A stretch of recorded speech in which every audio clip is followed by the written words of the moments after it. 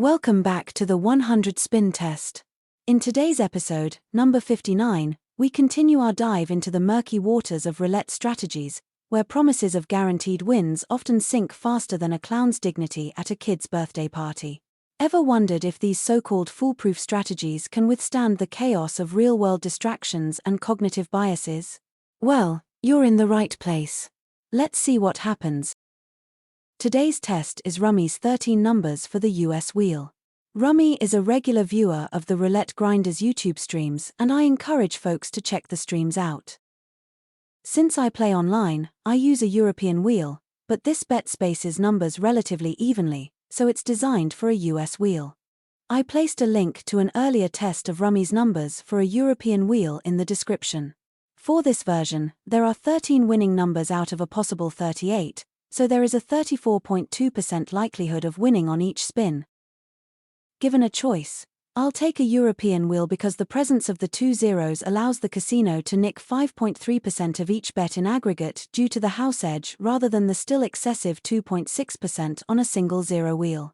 So even if we win our expected 34 to 35 times, we are likely to be down around 40 units. To simplify things for analysis and scaling, I've set the unit size to 1 simoleon. Place 1 unit each on the 0, 6, 7, 13, 16, 17, 19, 24, 26, 27, 29, 34, and 35. You will win 23 units if the ball lands on a selected number, and you will lose 13 if it doesn't. As always, the animated graph below shows the progress of the strategy as misplayed and gives an idea of how volatile the bet is. I'm using a fake currency symbol because I'm not betting real money and don't want to ascribe a monetary value to something with none. There is also a table below showing the payouts and losses for this bet. A link to Jack Ace's bet analyzer that contains much more information for this bet can be found in the description. Now let's speed things up and watch the progress. I'll be back at the end to summarize.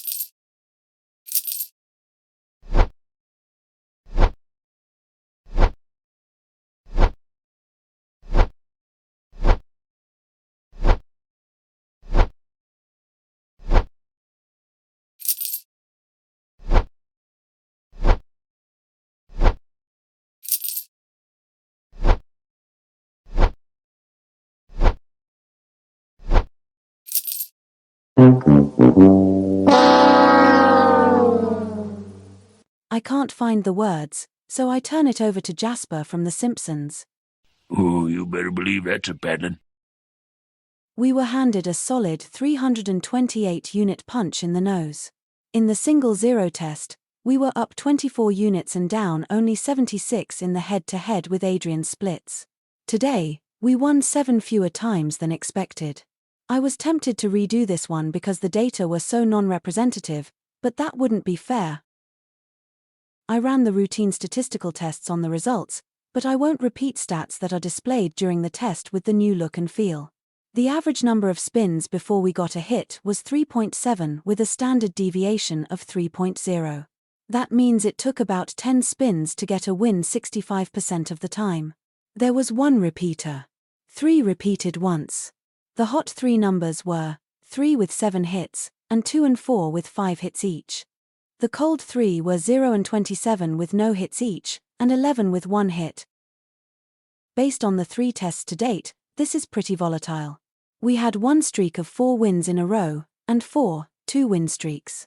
We also had 2 streaks of 10 losses in a row, 1 streak of 9 losses, 1 of 7 losses, 2 of 4 losses, 4 of 3 consecutive losses and 5 streaks of 2 losses. Keep in mind that casinos don't exist to make you rich. In fact, they exist to drain from your wallet whatever you allow them to take. Never take gambling advice at face value.